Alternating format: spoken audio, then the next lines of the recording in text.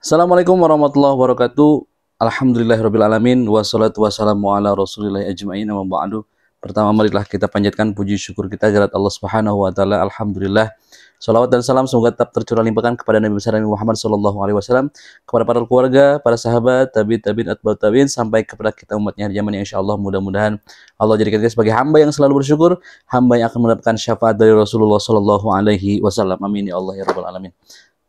Baik teman-teman semuanya, melanjutkan tentang 38 sahabat yang dijamin masuk surga. Edisi kali ini adalah video ini akan menceritakan tentang Sa'id bin Zaid radhiyallahu anhu. Salah satu sahabat Rasulullah SAW yang diberikan sebuah berita bahwa termasuk 10 sahabat yang dijamin masuk surga. Siapakah Sa'id bin Zaid radhiyallahu anhu? Apa peranannya dan sebagai apakah kita akan sampaikan di video ini. Bismillahirrahmanirrahim. 10 sahabat yang dijamin masuk surga. Sa'id bin Zaid. Nama panggilan Abu Al-A'war. Nama lengkap Sa'id bin Zaid. Nama ayah Zaid bin Amr bin Nufail. Nama istri Fatimah binti Ba'jah bin Umayyah. Fatimah binti Al-Khattab. Tempat tanggal wafatnya Al-Aqiq tahun 51 Hijriah.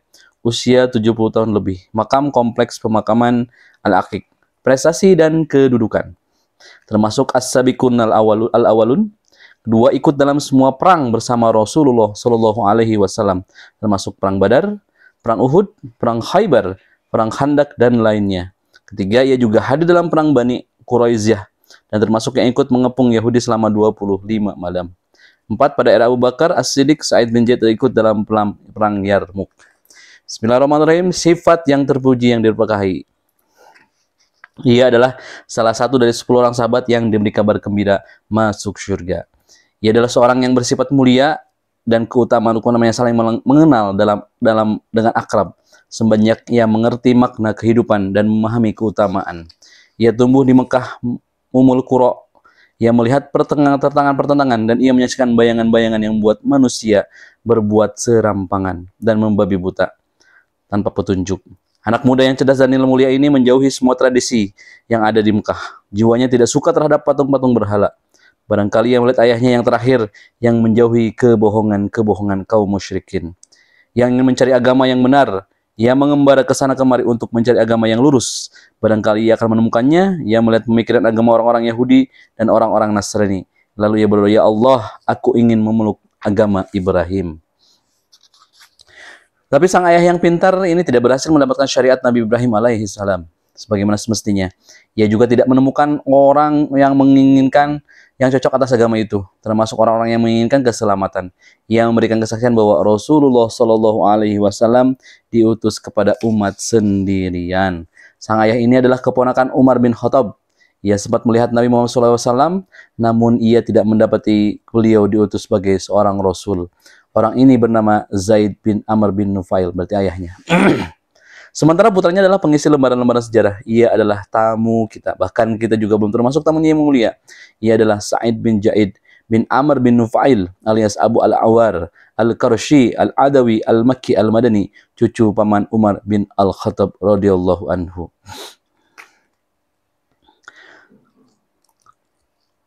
Diriwayatkan oleh Asma bin Abu Bakar As-Siddiq sebuah cerita menarik tentang Zaid bin Amr bin Nufail.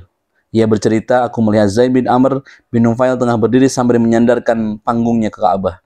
Ia mengatakan, 'Wahai orang-orang Quraisy, demi Allah, hanya aku di antara kalian yang memeluk agama Ibrahim.' Zaid bin Amr bin Nufail sering menolong mempertahankan nyawa anak-anak yang dikubur hidup-hidup kepada orang yang hendak membunuh putrinya dengan cara yang biadab. Seperti ia mengatakan, 'Jangan kau bunuh putrimu, biar aku yang akan menanggung kebutuhan hidupnya.' Ia lalu membawa anak itu yang gemetaran. Ia berkata kepada orang tua yang kejam itu, 'Kalau kamu mau, aku serahkan lagi anak ini kepadamu, dan aku penuhi semua kebutuhan hidupnya.'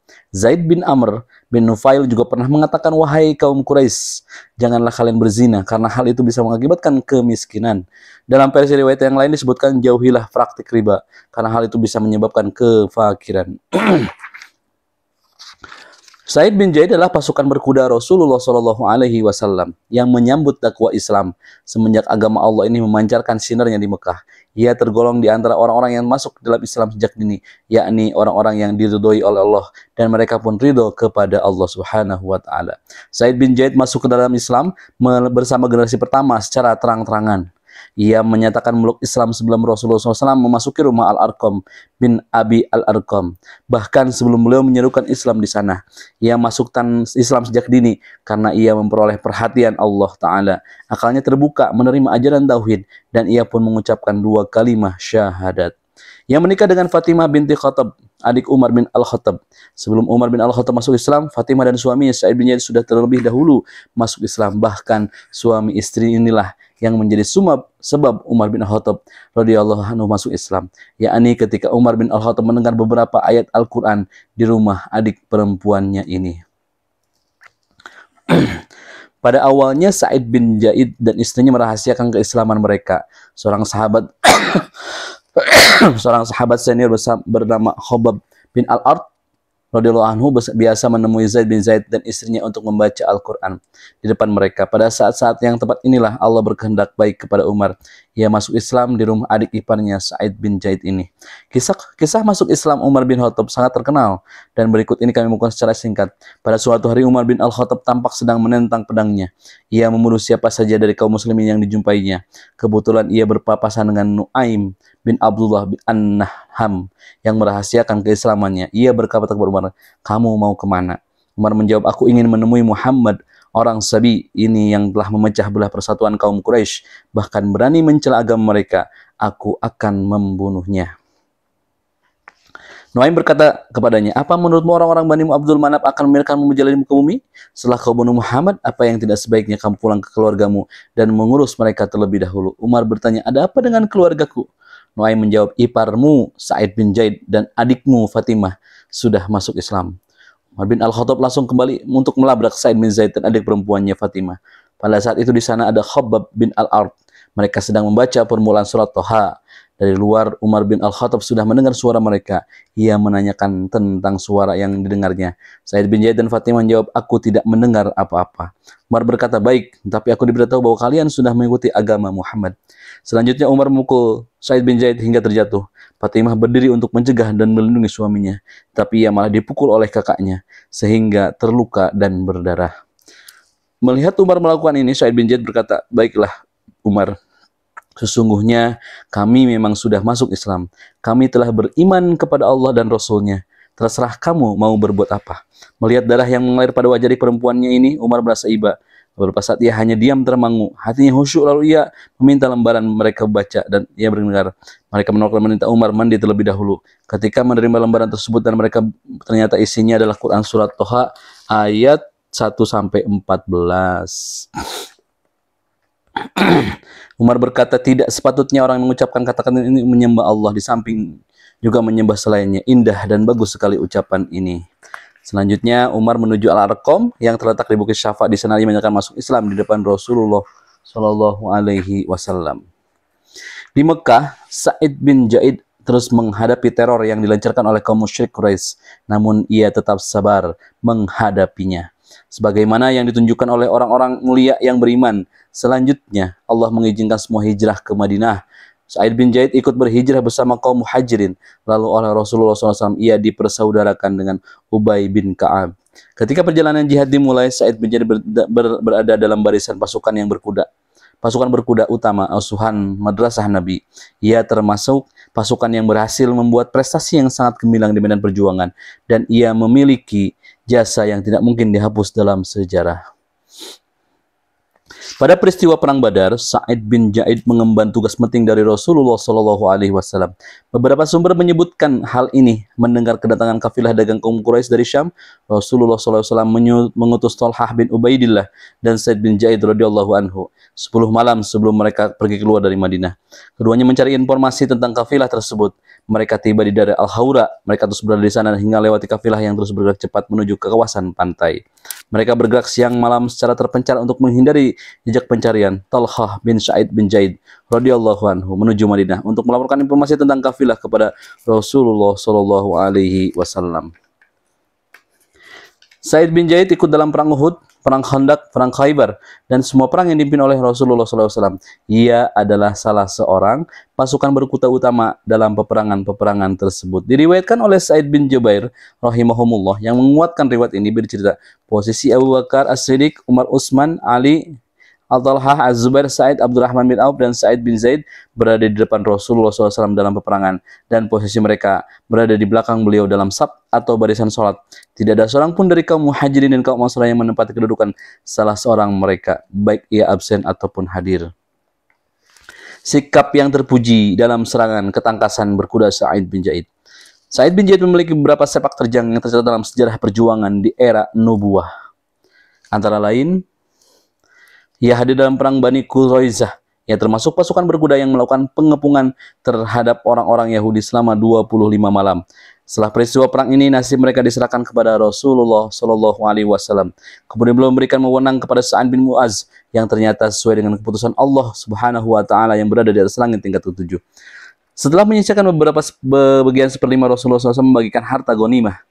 Kaum Bani Quraizah, seorang pasukan berkuda mendapatkan 3 bagian dengan perincian 2 bagian untuk kedua kuda dan 1 bagian untuk pengendaranya. Dan seorang pasukan kavaleri mendapatkan 1 bagian. Pada waktu itu jumlah kudanya ada 63. Setelah itu Rasulullah SAW memanggil Sa'id bin Zaid dan menyuruhnya pergi dengan membawa tawanan orang-orang Bani Quraizah ke Najd untuk menukarkannya dengan beberapa ekor kuda dan senjata, supaya ini bisa menambah kekuatan militer pasukan kaum muslimin. Sa'id bin Zaid melaksanakan tugas ini, ia mematuhi perintah beliau. Ia pergi ke Najd dan membeli beberapa ekor kuda serta senjata. Lalu ia pulang menuju Madinah dengan memperoleh keridhaan Allah serta keridhaan Rasulullah SAW. Sa'id bin Zaid dan doa yang dikabulkan. Salah satu keutamaannya adalah sebagai orang yang hatinya selalu tersambung dengan Allah Subhanahu wa Ta'ala. Sa'id bin Zaid ini adalah dikenal sebagai orang yang hatinya selalu tersambung dengan Allah Subhanahu wa Ta'ala atas dasar yang benar. Ia orang yang zuhud terhadap dunia. Berikut isinya, ia suka beribadah dalam kelengangan, sedapat mungkin ia berusaha untuk meningkatkan ibadahnya. Karena itulah ia dikenal sebagai orang yang doanya dikabulkan. Dalam sebuah riwayat disampaikan beberapa kitab hadis dan biografi serta sirah yang menunjukkan hal itu. Intinya bahwa Arwa binti Uwais menuduh Sa'id bin Zaid merampas sebagian dari tanahnya. Ia mengadukan Sa'id bin Zaid kepada Khalifah Marwan bin Al-Ahkam. Kata Sa'id bin Zaid, bagaimana mungkin aku berani mengambil sebagian dari tanahnya? Setelah aku mendengar Rasulullah SAW bersabda, barang siapa mengambil sebagian dari tanahnya, saya Allah akan mengalungi dengan 7 lapis bumi. Marwan berkata, setelah ini aku tidak akan meminta bukti lagi kepadamu. Sa'id bin Zaid berkata, ya Allah, jika ia yang dusta, tolong butakan matanya dan matikan ia di tanahnya. Asma binti Uwais baru meninggal dunia setelah mengalami kebutaan, dan ketika sedang berjalan di tanahnya, ia terjatuh dalam sumur dan meninggal dunia. Beberapa sumber menturunkan bahwa setelah mengalami kebutaan, Arwa binti Uwais ini meminta Sa'id bin Zaid untuk mendoakannya. Ia berkata, aku memang telah menjalimimu. Sa'id bin Zaid menjawab, aku tidak bisa mengembalikan sesuatu yang telah terlanjur diberikan Allah Subhanahu wa Ta'ala kepadaku. Setelah peristiwa itu, sesama penduduk biasa saling mendoakan, mudah-mudahan Allah memudahkan kamu seperti yang dialami oleh Arwa. Yang mereka masukkan adalah Arwa binti Uwais. Kemudian orang-orang bodoh mengatakan, mudah-mudahan Allah memudahkan kamu seperti butanya Al-Arwa. Tetapi yang mereka maksudkan Al-Arwa di sini adalah seorang bernama Al-Arwa yang tinggal di sebuah gunung yang mereka yakini sangat buta. Ini jelas ketidaktahuan mereka. Allah Subhanahu wa Ta'ala membukakan fakta yang sebenarnya kepada manusia. Mereka mengenal bahwa Sa'id bin Zaid adalah orang yang jujur. Ia tidak pernah mengambil hak Arwa ataupun menzaliminya. Ia berdoa, ya Allah, perlihatkanlah kebenaranku sebagai cahaya yang bisa dilihat oleh kaum muslimin, karena sungguhnya aku tidak menzaliminya. Ketika mereka dalam keadaan seperti itu, tiba-tiba Allah Hakim mengatakan banjir yang tidak pernah terjadi sebelumnya. Hal itu tidak pernah terungkap dalam kasus perselisihan antara Sa'id bin Zaid dan Arwa.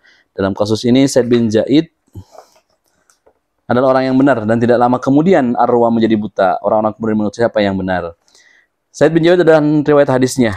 Dalam buku ini disampaikan, Sa'id bin Zaid meriwayatkan sebanyak 48 hadis dari Rasulullah SAW. 2 hadis diantaranya terdapat dalam kitab Sahih Bukhari dan Muslim, dan Al-Bukhari secara tunggal meriwayatkan hadis. Beberapa orang sahabat meriwayatkan hadis dari Sa'id bin Zaid, di antara mereka adalah Abdullah bin Umar, Abu At-Tufail, dan Amr bin Hurais radhiyallahu anhum. Juga ada beberapa ahli hadis dan generasi tabi'in yang meriwayatkan dari Syekh bin Zaid. Mereka antara lain Zur bin Al-Habsi, Urwah bin Az-Zubair, Abdullah bin Zalim, Abu Salamah bin Abdurrahman, dan beberapa orang lainnya. Di antara riwayat-riwayatnya dari terkenal yang terdapat dalam kitab Sahih dan kitab As-Sunan diriwayatkan dari Amr bin Hurais dan Sa'id bin Zaid. Ia berkata Rasulullah SAW bersabda, cendawan itu termasuk karunia dan airnya bisa menyembuhkan sakit mata. Sa'id bin Zaid dan para sahabat yang dijanjikan masuk surga dan adab turats. Sa'id bin Zaid radhiyallahu anhu termasuk di antara sahabat-sahabat yang dijanjikan masuk surga. Mereka adalah yang paling utama dari kaum Quraisy, yang paling utama dari kalangan kaum Muhajirin, yang pertama masuk Islam, yang paling utama di antara para veteran perang Badar, dan yang paling utama di antara orang-orang yang hadir dalam baiat di bawah pohon mereka. Di bawah pohon mereka adalah tokoh terkemuka umat Islam di dunia dan akhirat, dan mereka adalah para pasukan berkuda kaum muslimin dan para pahlawan Islam. Dalam hadisnya Rasulullah bersabda, 10 orang dari kaum Quraisy masuk surga, yakni Abu Bakar, Umar, Utsman, Ali, Talhah, Zubair, Abdurrahman bin Auf, Sa'ad bin Malik, Sa'id bin Zaid bin Amr bin Naufail, dan Abu Ubaidillah bin Al-Zarrah. Diriwayatkan dari Abdurrahman bin Auf radhiyallahu anhu berkata, Rasulullah SAW bersabda, 10 orang dimasuk surga, Abu Bakar di surga, Umar di surga, Utsman di surga, Ali di surga, Talhah di surga, Zubair di surga, Abdurrahman bin Auf di surga, Sa'ad bin Abu Waqqas di surga, Sa'id bin Zaid bin Amr di surga, dan Abu Ubaidah bin Al-Zarrah di surga. Ini mudah-mudahan salah satu sahabat yang ternyata dijanjikan masuk surga, yang insya Allah mudah-mudahan bisa, walaupun dengan keterbatasan kita membaca riwayat-riwayat ini, bisa memberikan sebuah pelajaran dari beberapa sahabat-sahabat Rasulullah SAW. Nah, jadi pada Allah Subhanahu Wa Taala 38 sahabat yang dijamin masuk surga. Jadi episode ini episode terakhir yang ke-10 Sa'id bin Zaid. Terima kasih. Assalamualaikum warahmatullahi wabarakatuh.